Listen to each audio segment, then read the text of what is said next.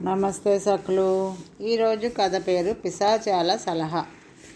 రుక్మిణికి చంద్రయ్యకు కొత్తగా పెళ్ళయింది. పెళ్లి కాకముందు ఆమె తన తల్లిదండ్రులను చీరలు నగలు అడిగితే, రేపు పెళ్ళయ్యాక నీ మొగుడిని అడుగు కొనిపెడతాడు అనేవారు. దానితో ఆమెకు భర్త అంటే అడగగానే కోరినవన్నీ ఇచ్చేవాడు అనే అభిప్రాయం ఏర్పడింది. చంద్రయ్యది చిన్న ఉద్యోగం, కానీ అనాథ అయిన వాడిని పెంచి పెద్ద చేసిన అవ్వ వాడికి లంకబిందెల కథలు, నిధి నిక్షేపాల కథలు చెప్పి తనకు కూడా ఎప్పటికైనా ఏదైనా నిధి దొరుకుతుంది అన్న భ్రమ కలిగించింది. వాడు అచ్చగా తన అదృష్టం మీద ఆధారపడక పిశాచాల సహాయంతో నిధులు సంపాదించవచ్చునని, వాటి స్నేహం కోసం రహస్యంగా శ్మశానంలో కారాడుతూ వచ్చాడు. పెళ్లి కాకముందు ఊళ్ళో ఏదో గదిలో ఉండిన చంద్రయ్య పెళ్లి కాగానే శ్మశానానికి సమీపంలో ఒక పాడుబడిన కొంపలో కాపురం పెట్టాడు. ఇది ఇల్లా వల్లకాడా, ఇదేం కొంప, మనం ఊరి మధ్య నుంచి ఇల్లు కట్టుకుందాం, ఇందులో నేను కాపురం చేయను అన్నది రుక్మిణి కొంపను చూస్తూనే. చంద్రయ్య ఆ మాటలకు ఆశ్చర్యపోయి, ఇల్లు కట్టడం అంటే పక్షిగూడు కట్టడం అనుకున్నావా? మనకు ఒక నిధో నిక్షేపమో దొరకని అలాగే కట్టుకుందాం అన్నాడు. నిధి దొరకడం అంటే నీళ్లు దొరకడం అనుకున్నావా అని రుక్మిణి మొగుడిని ఎత్తిపొడిచింది. చూస్తూ ఉండు, నీకే తెలుస్తుంది అన్నాడు చంద్రయ్య. ఆ రాత్రి నుంచి మంచి నిద్రలో ఉన్న రుక్మిణి ఉలిక్కిపడి లేచింది. శ్మశానం వైపు ఏదో కోలాహలం వినిపిస్తోంది. ఆమె భర్తను నిద్రలేపి, ఏమిటా గోలా అని అడిగింది. పిశాచాల్లా ఉంది, నేను వాటితో మాట్లాడి వస్తాను అంటూ చంద్రయ్య లేచి కూర్చున్నాడు. రుక్మిణి అదిరిపడి, నీకేమైనా మతిపోయిందా? పిశాచాలతో మాట్లాడడం ఏంటి? రేపు ఇల్లు ఖాళీ చేసేద్దాం, ఈ గోల నేను భరించలేను అన్నది.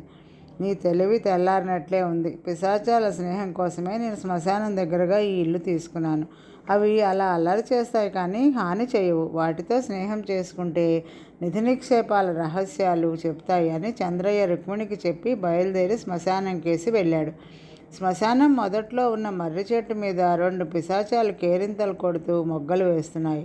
అవి చంద్రయ్యను చూస్తూనే, ఎవరది, ఇక్కడికి రావడానికి మీకెంత ధైర్యం అని అడిగాయి. ధైర్యం కాదు, మీ మీద ఇష్టం, అందుకే మీతో స్నేహం కోరి వచ్చాను అన్నాడు చంద్రయ్య. పిశాచాలు అభ్యంతరం చెప్పలేదు. చంద్రయ్య కొంచెం సేపు వాటితో ముచ్చట్లాడి ఇంటికి తిరిగి వచ్చేశాడు. భర్త కోసం బిక్కుబిక్కుమంటూ ఎదురు చూస్తున్న రుక్మిణి, పిశాచాలు కనిపించాయా, నిధి నిక్షేపాల మాటలు చెప్పాయా అని అడిగింది. అప్పుడైనా మా స్నేహం కాస్త గట్టిపడని అన్నాడు చంద్రయ్య. తరువాత చంద్రయ్య ప్రతి రాత్రి పిశాచాలను కలుసుకుని వాటితో కొంచెం సేపు కాలక్షేపం చేస్తూ వచ్చి ఒకనాడు తన భార్యతో, రేపు పిశాచాలను మన ఇంటికి విందుకు పిలిచాను, మంచి కూరలతో చక్కగా వంట చేసి ఉంచు అన్నాడు. అతని ఆహ్వానం పాటించి పిశాచాలు 2 ఒక అర్ధరాత్రి అతని ఇంటికి విందుకు వచ్చాయి. రుక్మిణి వాటికి వడ్డించింది. చంద్రయ్య వాటితో, మీకు ఇంకా అద్భుతంగా విందు చేసి ఉందును, కానీ బీదవాడిని, ఎక్కడైనా నిధి నిక్షేపాలు దొరికే మార్గం మీరు చెప్పారంటే రోజు మీకు రాజోపచారంగా విందులు చేస్తాను అన్నాడు. పిశాచాలు ఈ మాటలకి ఆశ్చర్యం నటించుతూ, మేము ఇలా పిశాచాలం కావడానికి కారణం ఏమిటనుకున్నావు?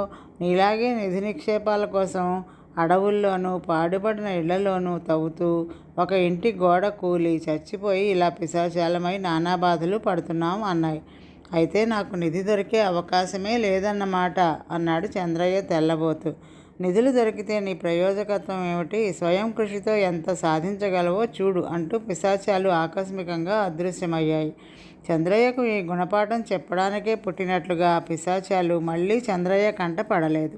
అతను కూడా నిధి నిక్షేపాల ఆశ వదులుకొని వారం రోజులకల్లా శ్మశానం పక్క ఉన్న ఇంటిని ఖాళీ చేసి ఊరిలో మరొక ఇంటిని అద్దెకు తీసుకున్నాడు.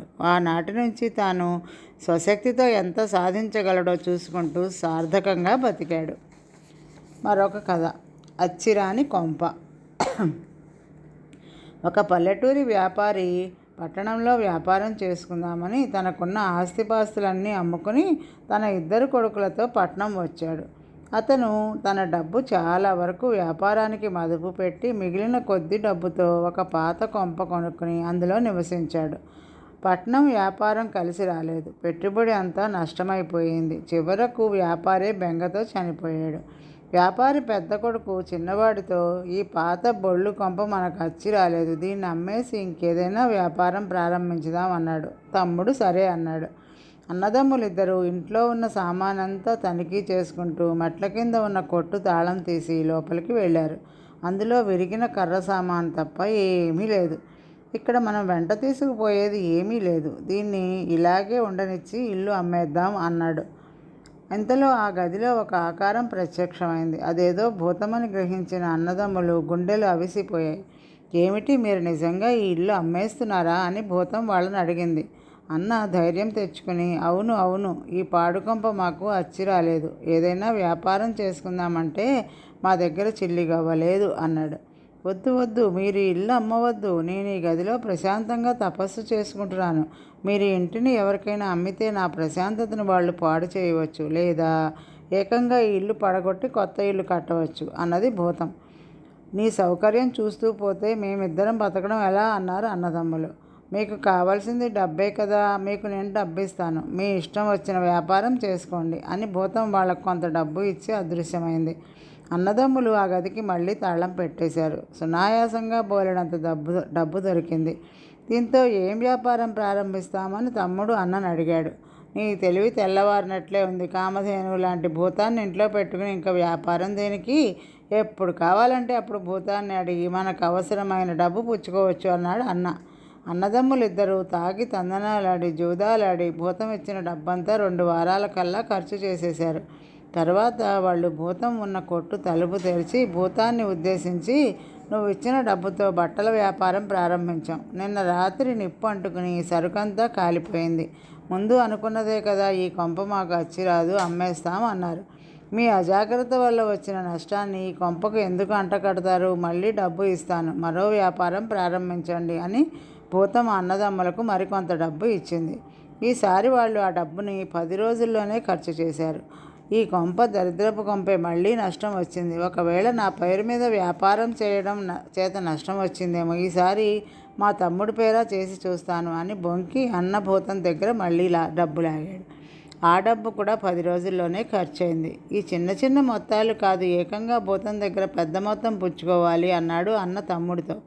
వాడు మళ్ళీ భూతం ఉన్న కొట్టు ప్రవేశించి, వ్యాపారం అచ్చి రావడం లేదు, పొలం కొని వ్యవసాయం చేసి చూడాలని ఉంది, ఈసారి కొంచెం పెద్ద మొత్తంగా ఇయ్యి అని భూతాన్ని అడిగారు. భూతం కొంచెం సేపు ఆలోచించి, నిజంగానే ఇది అచ్చిరాని కొంపలాగా ఉన్నది. 3 సార్లు వ్యాపారం దెబ్బతిన్నది. మీ నాన్నకు ఈ ఇల్లు అచ్చి రాలేదు. నేను ప్రశాంతంగా తపస్సు చేసుకుని ఈ జన్మ నుంచి విముక్తి పొందుదామని ఇంతకాలంగా చూస్తుంటే నా కోరిక తీరే లక్షణాలు కనపడకుండా ఉన్నాయి. ఇది అచ్చిరాని కొంపే, దీన్ని వెంటనే అమ్మేయండి, నేను మరో చోటు చూసుకుంటాను అని అదృశ్యమైంది. అన్నదమ్ములు అనుకోని ఈ పరిణామంతో హతాశులైపోయారు. ఆ రాత్రి వర్షం కురిసింది. ఆ ఇంటి మీద పిడుగు పడింది. అన్నదమ్ములు ఎలాగో ప్రాణాలతో బయటపడ్డారు. ఇప్పుడు అమ్ముకుందామంటే ఆ అచ్చిరాని కొంప కూడా లేదు. ఇది ఈరోజు కథ సకులు. రేపు మరొక కథతో కలుద్దాం. నమస్తే.